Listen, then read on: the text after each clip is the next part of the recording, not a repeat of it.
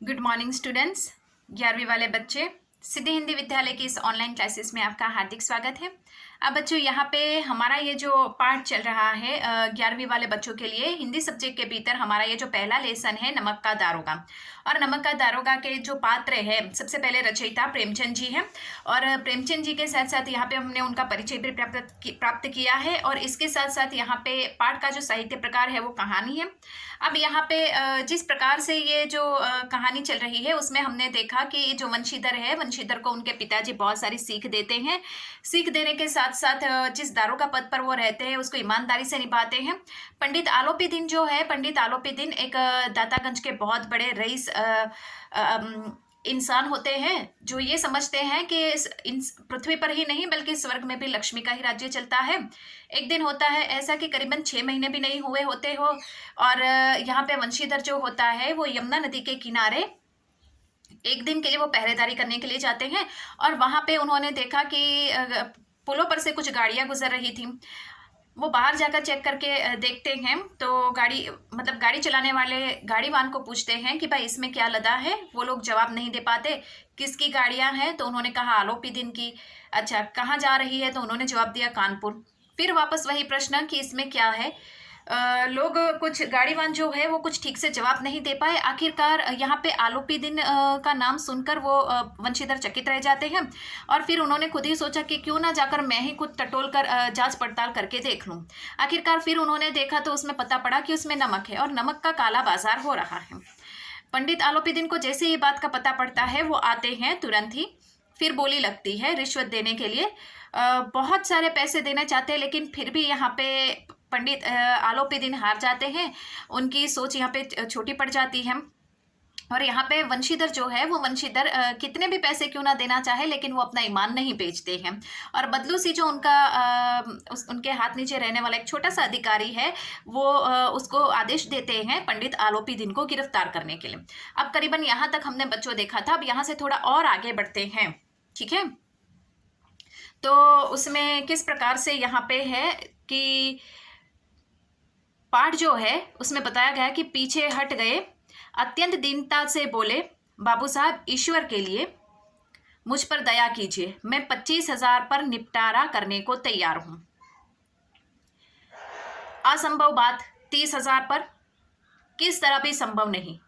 क्या 40,000 पर भी नहीं? 40,000 नहीं, 40 लाख पर भी असंभव है। बदलो सी, इस आदमी को अभी हिरासत में ले लो, अब मैं एक शब्द भी सुनना नहीं चाहता। धर्म ने धन को पैरों तले कुचल डाला। आलोपी दिन ने एक हष्ट-पृष्ट मनुष्य को हथकड़ियां लिए हुए अपनी तरफ आते देखा। चारों ओर निराशा और कतार दृष्टि से देखने लगे। इसके बाद एकाएक मूर्छित होकर गिर पड़े। दुनिया सोती थी पर दुनिया की जीभ जागती थी। सवेरे देखते ही बालक वृद्ध सबके मुंह से ही यही बात सुनाई देती थी, जिसे देखिए वही पंडित जी के इस व्यवहार पर टीका टिप्पणी कर रहा था। निंदा की बौछार हो रही थी, मानो संसार में अब पापी का पाप कट गया। पानी का दूध के नाम से बेचने वाला ग्वाला, कल्पित रोज नामचे भरने वाले अधिकारी वर्ग, रेलवे में बिना टिकट सफर करने वाले बाबू लोग, जाली दस्तावेज बनाने वाले सेठ और साहूकार, यह सबके सब देवताओं की भांति गर्दनें चला रहे थे। जब दूसरे दिन पंडित आलोपी दिन अभियुक्त होकर कांस्टेबलों के साथ हाथों में हथकड़ियां, हृदय में ग्लानि और क्षोभ भरे, लज्जा और गर्दन झुकाए अदालत की तरफ चले, तो सारे शहर में हलचल मच गई। मेलों में कदाचित आंखें इतनी व्यग्र नहीं होती होगी, तो सारे भीड़ के मारे छत और दीवार में कोई भेद ना रहा। किंतु अदालत में पहुंचने की देरी थी। पंडित आलोपी दिन इस अगाध मन के सिंह थे। अधिकारी वर्ग उनके भक्त, अमले उनके सेवक, वकील मुख्तार उनके आज्ञापालक और अर्दली, चपरासी तथा चौकीदार तो उनके बिना माल के गुलाम थे। अब यहाँ पे देखते हैं कि जितना हमने पढ़ा उसमें बच्चों क्या दिया गया है कि मतलब यहाँ पे ये जो आलोपी दिन होते हैं, आलोपी दिन थोड़े चिंतित हो जाते हैं, परेशान हो जाते हैं। क्यों? क्योंकि जो वंशीधर है, ये वंशीधर यहाँ पे बिकने के लिए तैयार नहीं थे। तो सबसे बड़ी परेशानी यहाँ पे हो जाती है। अब ये परेशानी होने के साथ साथ यहाँ पे समझ में नहीं आता था कि क्या किया जाए, परिस्थिति को कैसे संभाला जाए, क्योंकि परिस्थिति जो है वो बाहर निकल चुकी थी। आलोपी दिन काफी डर गए थे और उन्होंने कहा कि भाई मैं तुमको 20,000 देने के लिए तैयार हूँ। 20,000 से बोली लगते लगते 30,000 पहुंची, 30,000 से बोली लगते लगते 40,000 पहुंची। लेकिन यहाँ पे वंशीधर ने मना कर दिया, 40,000 क्या 40 लाख भी दोगे तो भी मैं आपकी बात को नहीं मानूंगा। अब परेशानी और बढ़ जाती है। आलोपी दिन परेशान हो गए, अब क्या होगा। अब उन्होंने किस प्रकार से यहाँ पे शुरुआत की तो उसके बारे में है। तो यहाँ पे जो वंशीधर है, ये वंशीधर हथकड़ी पहनाकर आलोपी दिन को वहां से ले जाते हैं। सब मतलब बड़ी बड़ी आंखें करके देख रहे थे। वहां पे जितने भी रात के समय मौजूद थे सब में हल्ला मच गया। सुबह होते होते पूरा माहौल बिगड़ जाता है। जो लोग हैं वो लोग तरह तरह की बातें करते हैं। इतना ही नहीं, यहाँ पे ऐसे बहुत सारे बेईमानों की बातें की गई है, जैसे कि ट्रेन में बिना टिकट सफर करने वाले जो अधिकारी है या कोई इंसान है, या फिर जो दूध में पानी मिलाकर बेचने वाला इंसान है, या जाली नकली दस्तावेज बनाने वाला इंसान है, वो सारे के सारे इंसान किसका पक्ष ले रहे थे? आलोपी दिन का। क्यों? क्योंकि ये सारे के सारे इंसान किस प्रकार के थे? आलोपी दिन की तरह के सोच के थे कि वो ऐसा समझते थे कि मतलब लक्ष्मी जो होती है उससे सारे काम किए जाते हैं।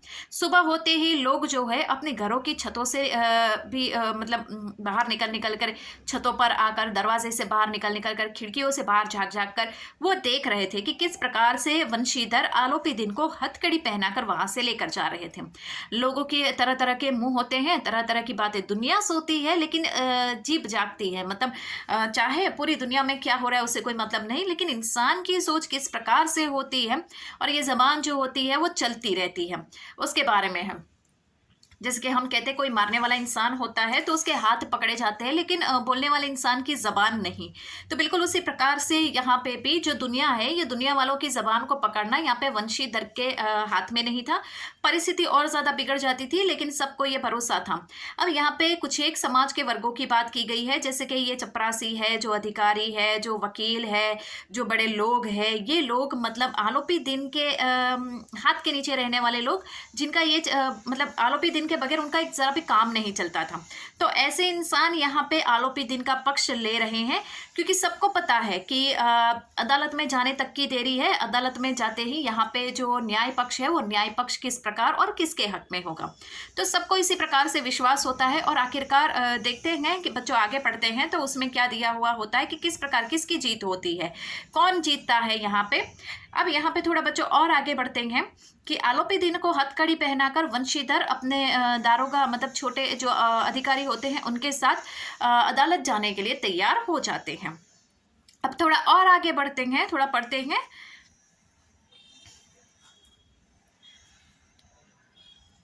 और सभी लोग चारों तरफ से दौड़े, सभी लोग विस्मित रहे थे, विस्मित हो रहे थे। विस्मित होना यानी आश्चर्यचकित होना, इसलिए नहीं कि आरोपी दिन ने क्यों यह कर्म किया, बल्कि इसलिए कि वह कानून के पंजे में कैसे आए। लोग क्यों परेशान थे ये जान के नहीं कि भाई यहाँ पे आरोपी दिन कौन सा कर्म किया, यह कर्म किया, बल्कि इसलिए कि कानून मतलब कर्म यानी कि काम।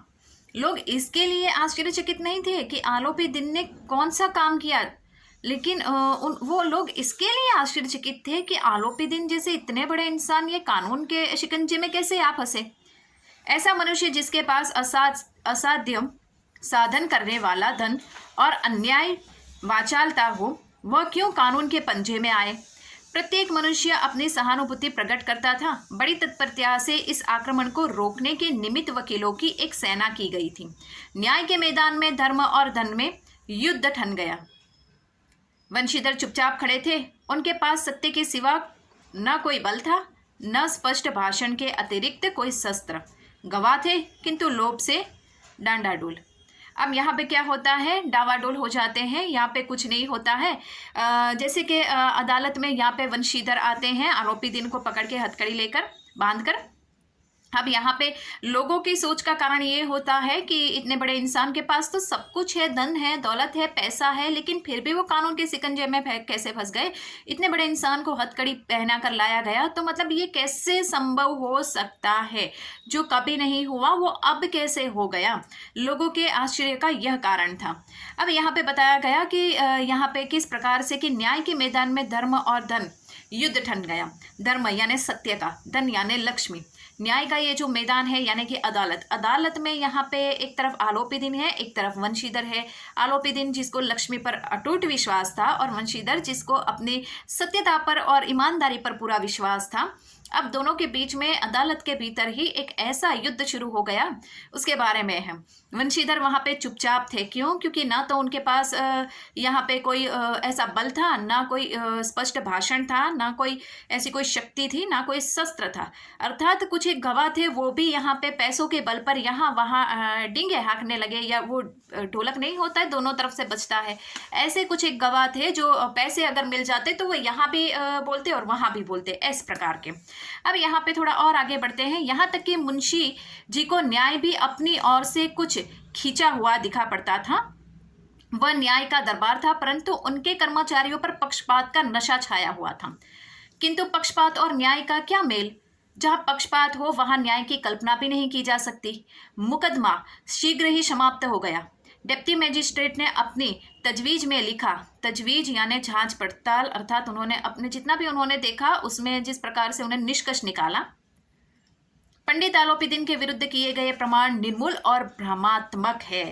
वह एक बड़े भारी आदमी है। यह बात कल्पना के बाहर की है कि उन्होंने थोड़ा लोभ के लिए ऐसा दुस्साहस किया है।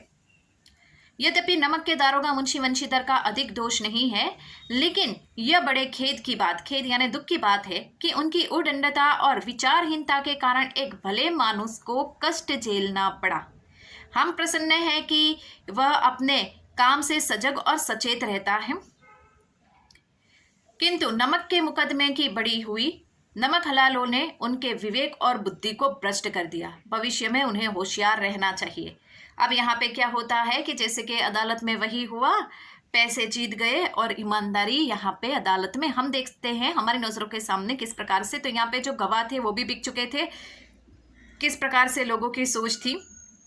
इतना ही नहीं, यहाँ पे पक्षपात शुरू हो जाता है। कर्मचारी जो होते हैं, जो वकील होते हैं, अपनी दलील शुरू कर देते हैं। और यहाँ पे क्या होता है कि एक मामूली सी बात की, जैसे कि इतने बड़े इंसान जो होते हैं, ये इतने बड़े इंसान ने भी कोर्ट में जज क्या कहते हैं वो सुनिए कि इतने बड़े इंसान ने भी ये रिश्वत देने का और लोभ में आकर ये जो काम किया है वो दुस्साहस है। तो ये थोड़ा अफसोस की बात है। और ये भी दुख की बात जताई है कि इतने बड़े इंसान को, भले मानुस को, देखा जज ने कहा भले मानुस को यहाँ तक आना पड़ा, उसके लिए हमें दुख प्रकट होता है। लेकिन दूसरी तरफ से जज ने ये भी कहा कोर्ट में कि ये जो पद के ऊपर रहने वाले जो दारोगा है, ये दारोगा सिर्फ अपना कर्तव्य निभा रहे थे, तो उनको भी सतर्क और सजग रहना चाहिए कि आइंदा से ऐसे कोई समाज के प्रतिष्ठित इंसान को बदनामी ना झेलनी पड़े और यहाँ तक ना लाया जा सके इस तरह से घसीट कर।